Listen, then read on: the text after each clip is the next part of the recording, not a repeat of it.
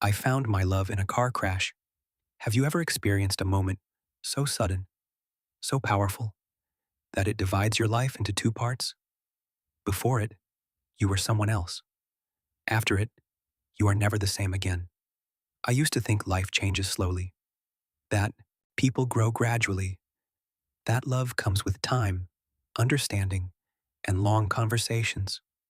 I was wrong, because my life changed in a single second, a single crash, a single moment that I never saw coming.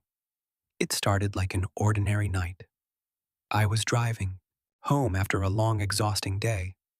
Nothing special, just the same routine, the same road, the same thoughts repeating in my head, like background noise. I was tired, not just physically, but mentally tired of everything. I remember the streetlights passing by one after another, like time was moving forward, but I wasn't really living inside it. My hands were on the steering wheel, my mind somewhere far away. And then it happened. Not gradually, not warning, not hesitation, just a sudden blinding impact. A car came from nowhere, a sharp sound of metal screaming against metal, and in that instant, the world stopped. It didn't feel like an accident. It felt like reality itself broke. The car spun. I lost control. The sound of glass shattering filled my ears like thunder. Time slowed down in a way I can't explain. It wasn't just movement. It was chaos frozen in slow motion. And then, silence. That deep, heavy silence that only comes after destruction. For a few seconds, I didn't even understand what had happened. My head was ringing. My vision was blurred.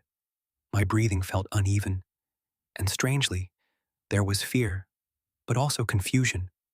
Like I had been pulled out of life and dropped into something unfamiliar. I forced my eyes open. The air smelled like smoke, dust, and burning metal. My car was damaged badly. The door wouldn't open easily. I tried to move. Pain shot through my body. But I still pushed myself because something inside me said I had to. And that's when I saw her. She was in the other car, the one involved in the crash.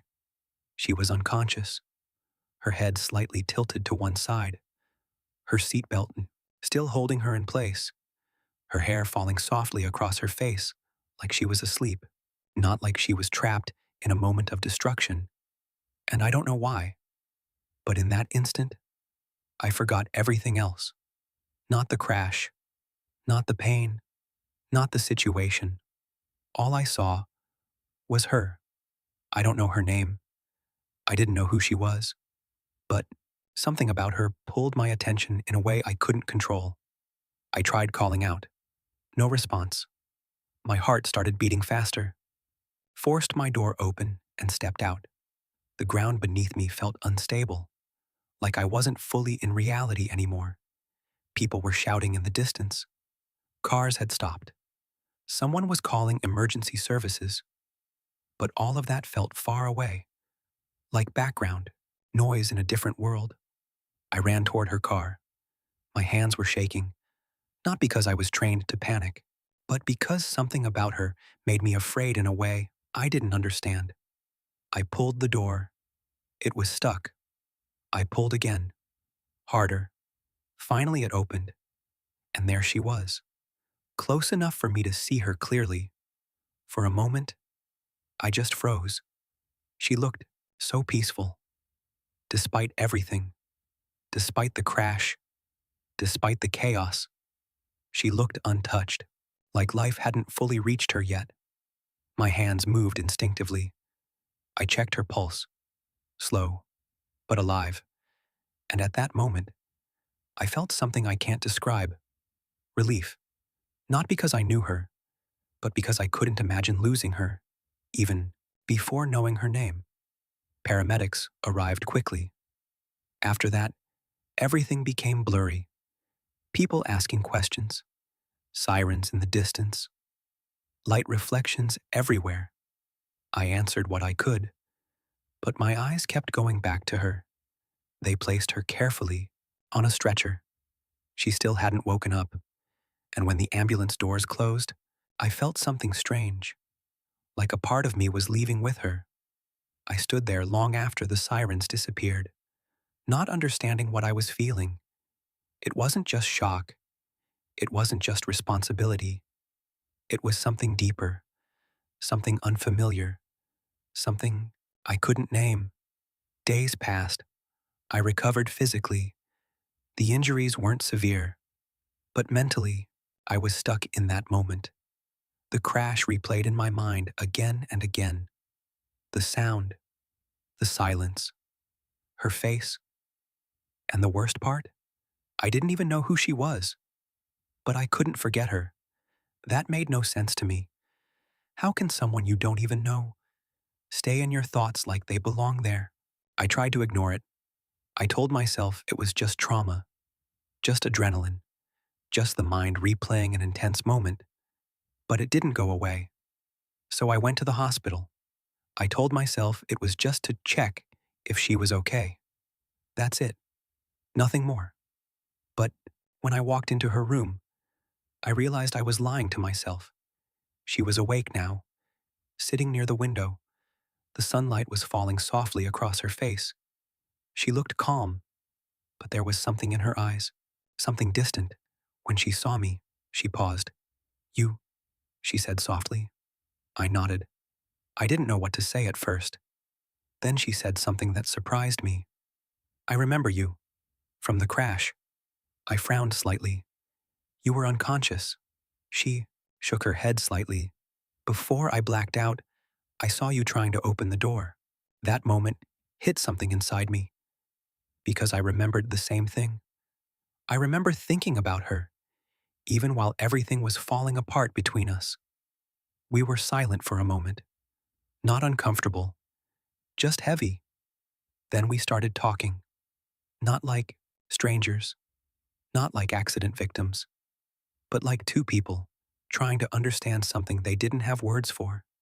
She told me about her life, not dramatically, just honestly. Work, loneliness, stress, life that never slowed down enough for her to breathe properly. And I told her mine, routine, exhaustion, the feeling of existing without actually living. And somehow, it felt like we were describing the same emptiness in different words. Time passed differently in that room. Minutes felt like nothing, but silence felt complete. I started visiting her more often, not because I had to, but because I wanted to. Every visit added something small, a conversation, a smile, a moment of eye contact that lasted a little longer than before. And slowly, I started noticing something I didn't expect. I started waiting for those visits. I started thinking about her when she wasn't there. And that scared me, because feelings don't ask for permission. They just happen. One evening, as she recovered, enough to leave soon, we walked outside the hospital together. The sun was setting. The sky was painted in orange and gold, a complete contrast to the night we met. She stopped walking for a moment. "It's strange," she said. I looked at her. "What is?" "We met in chaos, but I feel peaceful with you now." I didn't know how to respond to that, because I felt the same. And that's when I realized something important. I wasn't just remembering the crash anymore. I was remembering her voice, her presence, the way she looked at life, even after almost losing it, and without even realizing it. I had fallen for her, not slowly, not carefully, but completely and unexpectedly. "Do you believe in accidents?" she asked softly. I smiled slightly. I didn't, until that night. She looked at me for a long moment, and then she said something I'll never forget. "Maybe accidents are just beginnings we don't understand yet." That stayed with me, because maybe she was right. Maybe that crash wasn't just destruction. Maybe it was introduction. Introduction to a person I was meant to meet. Introduction to a feeling I had forgotten. Introduction to a part of me I didn't know was missing. We stayed in touch after that. Messages turned into calls. Calls turned into meetings. And meetings slowly turned into something neither of us needed to define, but both of us felt. And every time I thought about that night, I didn't see metal and destruction anymore. I saw her, and I realized something deeper. I didn't just find love in a car crash. I found myself again in the process. Because sometimes life doesn't bring people into your life gently. Sometimes it crashes them into your story violently, just to wake you up from the life you were sleeping through. So if you ever feel like everything is random, like nothing has meaning, like life is just chaos happening, without purpose, remember this. Some of the most painful moments don't come to break you. They come to introduce you to something you were always meant to find. And sometimes you don't just survive the crash. Sometimes you find love inside it.